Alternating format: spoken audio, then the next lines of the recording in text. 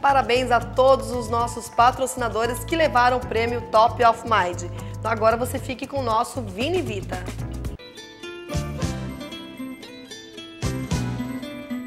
Boa noite, Sarita. Boa noite, telespectadores. Boa noite, amantes do vinho.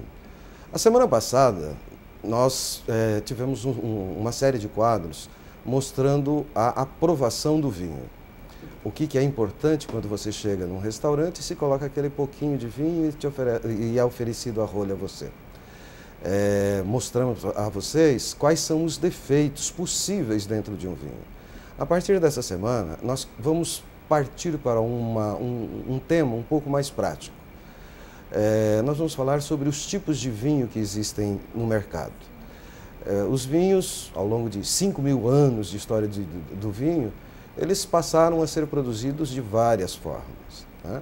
Nós temos vinhos jovens, nós temos vinhos reservas, nós temos espumantes, por dois métodos, pelo método champenoise, pelo método charmat. Nós temos os frisantes, existem vinhos especialmente destinados à sobremesa, existem os vinhos fortificados, e toda vez que o consumidor se depara com essa imensidade, né, com esse grande universo de vinhos, acaba ficando um pouquinho perdido. Então, a partir dessa semana, nós vamos mostrar para vocês e passar a orientá-los como proceder e quais os tipos de vinho que existem no mercado.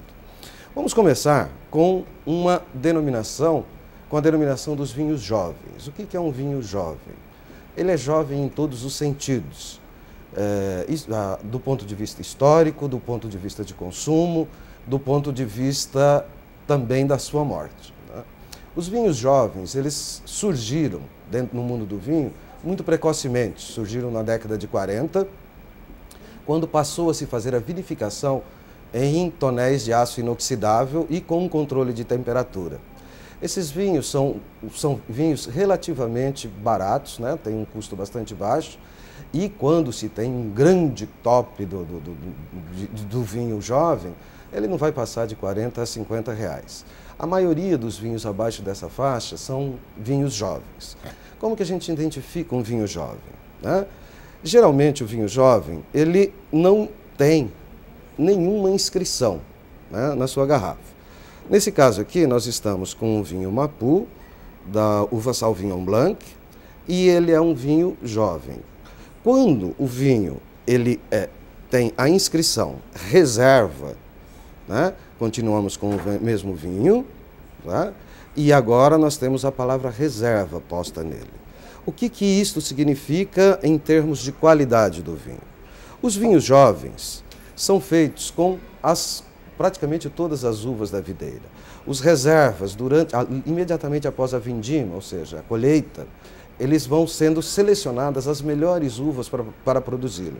Os jovens são as demais uvas. Bom, isso não quer dizer que o vinho jovem seja um vinho de qualidade inferior.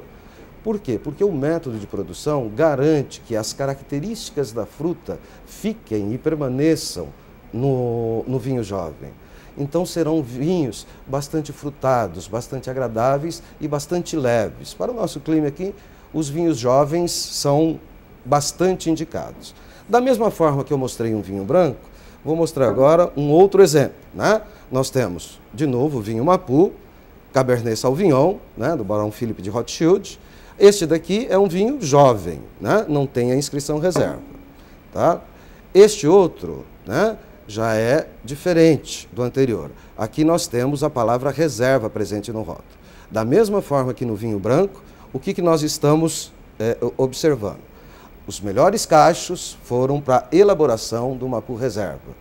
Os cachos, né, os demais cachos, foram utilizados para a produção do vinho jovem. Dica da noite. Bom, muito se fala dos vinhos da região de Montalcino, na Itália, né?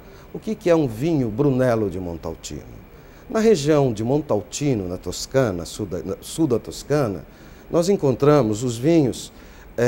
Existe uma cidade que se chama Montalcino. Lá nessa cidade, a uva Sangiovese Grosso é denominada pelos produtores de Brunello. Quando se está falando sobre Brunello de Montalcino, estamos falando de um universo muito grande de produtores. Os Brunelos de Montaltino, estamos falando de um vinho feito com a uva Brunello, entre parênteses, né, Sangiovese Grosso, feito na cidade de Montaltino.